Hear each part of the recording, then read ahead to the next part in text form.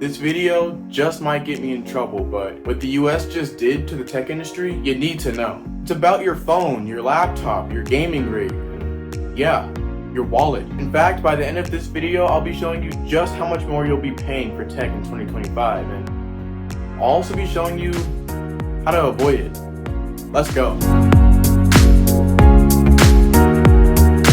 The US just dropped a 10% tariff on nearly everything being imported into the US. This means your mouse, 10% more, your monitor, 10% more, and your water-cooled PC with parts from like 8 different countries, add it up. And that's just the base. For China-made tech, it's 125%. 125. And this isn't just trade policy, it's a system-wide shock to the entire economy. Every tech company from Apple to Anchor are scrambling. Funny that I mentioned Apple actually, because this is where it gets spicy. Because Apple and Nvidia are exempt from this tariff.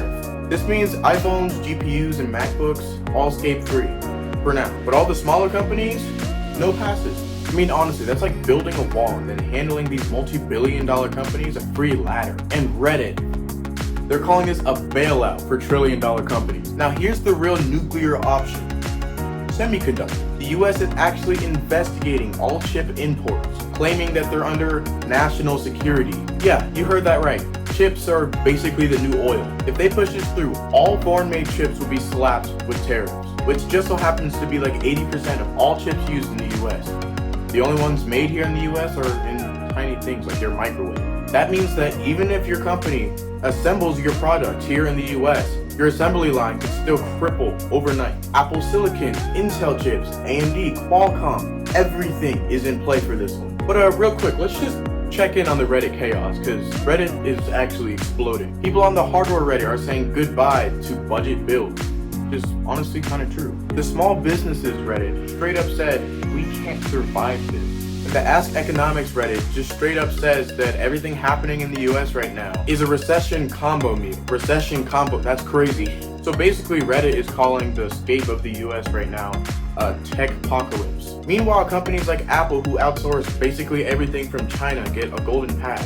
Why? Because their stock is your retirement fund? I mean, it's selective enforcement, like strategic exemptions. And that means one thing, the rules aren't made for you, okay? They're made for the stakeholders, but you'll still be the one paying. So let's just break this down real quick in real money. The iPhone 15 Pro now is $9,999. With this 10% tax, it's gonna be $1,099, which to some people might not be a lot, but when you just start to stack all this up, it's a lot of money. But here's where it gets absolutely insane.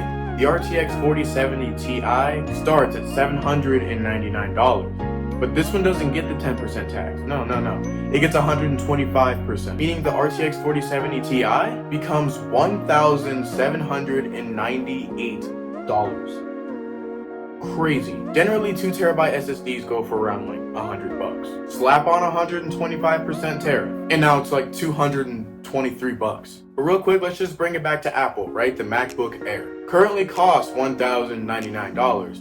They don't get the 125% though. Remember, they're exempt from that. Just slap on 10% tariff on Apple, which makes the new MacBook Air $1,209. So some people might hear, oh, 10%, 20%, that's not that much money, whatever. Except that's not true.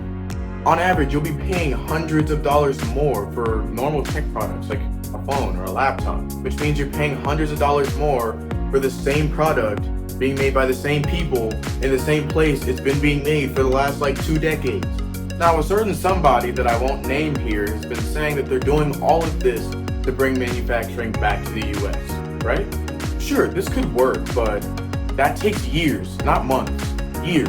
Because building fabrication houses here costs 10 times more than it does overseas. So in the meantime, prices soar, jobs don't, and innovation just straight up slows down. So for those of you who stayed till the end of this video, I'm gonna give you a quick little tasty tidbit on how you can avoid all of this today. And that's just the thing, you have to act now. So if there's some piece of tech that you've been wanting to buy, maybe you've been waiting for it to go on sale, just don't, because it's gonna go on reverse sale. So buy before Q3 of 2025, because some exemptions expire extremely soon.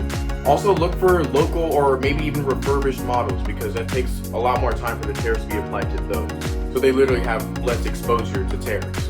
And also, and this is a huge thing, support smaller brands now so they don't get destroyed by these tariffs. Because if I'm being honest, small brands might not survive the year. And so if you're building a PC or buying a new computer, this summer is basically your last chance before it gets brutal.